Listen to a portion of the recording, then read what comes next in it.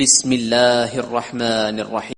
الذين ينفقون أموالهم بالليل والنهار سرا وعلانية فلهم أجرهم عند ربهم ولا خوف عليهم ولا هم يحزنون. جو لوگ اپنا مال رات اور دن اور پوشیدہ اور ظاہر اللہ کی راہ میں خرچ کرتے رہتے ہیں، ان کا صلہ ان کے پروردگار کے پاس ہے، اور ان کو قیامت کے دن نہ کسی طرح کا خوف ہوگا اور نہ غم۔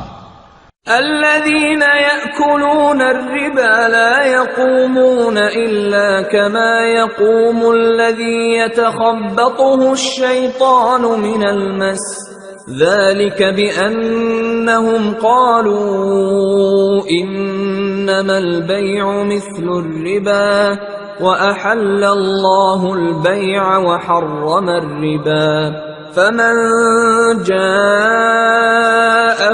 موعظة من ربه فانتهى فله ما سلف وأمره إلى الله ومن عاد فأولئك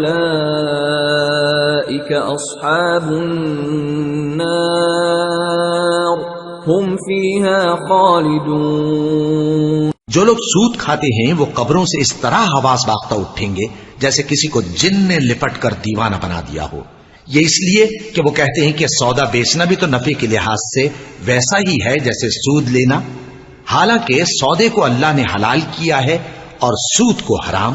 تو جس شخص کے پاس اللہ کی نصیحت پہنچی اور وہ سود لینے سے باز آ گیا تو جو پہلے ہو چکا وہ اس کا، اور قیامت میں اس کا معاملہ اللہ کے سپرد، اور جو پھر لینے لگا تو ایسے لوگ دوزخی ہیں کہ ہمیشہ دوزخ میں جلتے رہیں گے۔ يمحق الله الربا ويربي الصدقات والله لا يحب كل كفار أثيم۔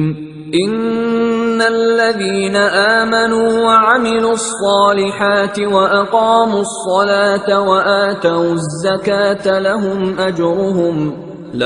أجرهم عند ربهم ولا خوف عليهم ولا هم يحزنون۔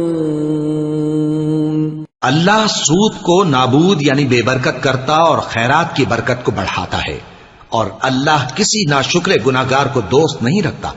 جو لوگ ایمان لائے اور نیک عمل کرتے اور نماز پڑھتے اور زکوٰۃ دیتے رہے، ان کو ان کے کاموں کا صلہ اللہ کے ہاں ملے گا، اور قیامت کے دن ان کو نہ کچھ خوف ہوگا اور نہ وہ غمناک ہوں گے۔ يا أيها الذين آمنوا اتقوا الله وذروا ما بقي من الربا إن كنتم مؤمنين، فإن لم تفعلوا فأذنوا بحرب من الله ورسوله، وَإِن تُبْتُمْ فَلَكُمْ رُؤُوسُ أَمْوَالِكُمْ لَا تَظْلِمُونَ وَلَا تُظْلَمُونَ، وَإِن كَانَ ذُو عُسْرَةٍ فَنَظِرَةٌ إِلَى مَيْسَرَةٍ وَأَن تَصَدَّقُوا خَيْرٌ لَكُمْ إِن كُنتُمْ تَعْلَمُونَ۔ مومنو، اللہ سے ڈرو، اور اگر ایمان رکھتے ہو تو جتنا سود باقی رہ گیا ہے اس کو چھوڑ دو، پھر اگر ایسا نہ کرو گے تو تم اللہ اور اس کے رسول کی طرف سے اعلان جنگ سن لو، اور اگر توبہ کر لو گے اور سود چھوڑ دو گے تو تم کو اپنی اصل رقم لینے کا حق ہے، جس میں نہ اوروں کا نقصان اور نہ تمہارا نقصان۔ اور اگر قرض لینے والا تنگ دست ہو تو اسے کشائش کے حاصل ہونے تک مہلت دو، اور اگر زر قرض بخش دو تو وہ تمہارے لیے زیادہ اچھا ہے، بشرطے کہ سمجھو۔